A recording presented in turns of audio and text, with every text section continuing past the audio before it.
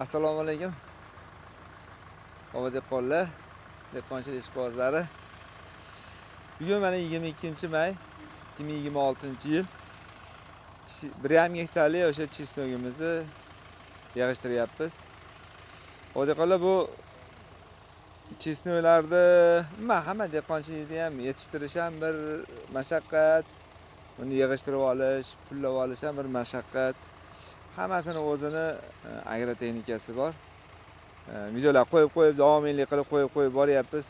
Vaqti kelsa o'zim olyapman, vaqti kelsa mana operatorlarimiz bilan olyapmiz, jiyanlar bilan. Chesnoklarimiz mana chiroqli bo'ldi, xudo xolasa. Bundan ya'ni zo'r bo'lishi mumkin, ham yomon bo'lmadi, yaxshi bo'ldi, xudo xolasa. Endi buni chiroqli qilib yig'ishtirib olish uchun karchopka qilingandan keyin o'zini poyasiga bir 3-4 kun o'rab qo'yamiz.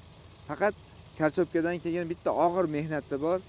Mana shu chesnokda turpog'ini qoqmasdan, shuni turpog'i bilan shunday qilib bitta eshib olinsa, tomiri, ildizi deyiladi, soqoli deyishib qo'yadi.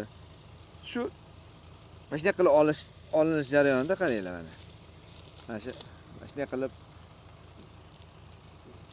olinish jarayonida baytga sal qo'l ishqalanib qolib, bu sal sergisa, qurisa, mana shu tevasidagi shu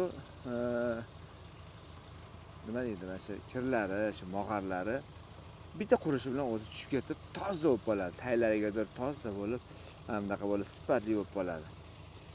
Bittadan bitta qirqiladi, hamma musuri yer ichida qoladi. Yer ichidan toza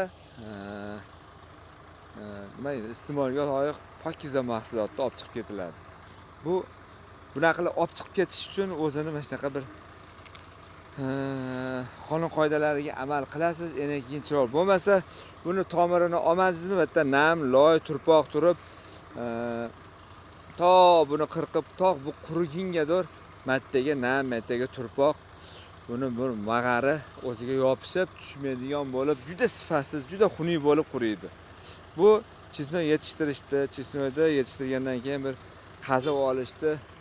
Eng bir chiroyli, eng bir to'g'ri usullari.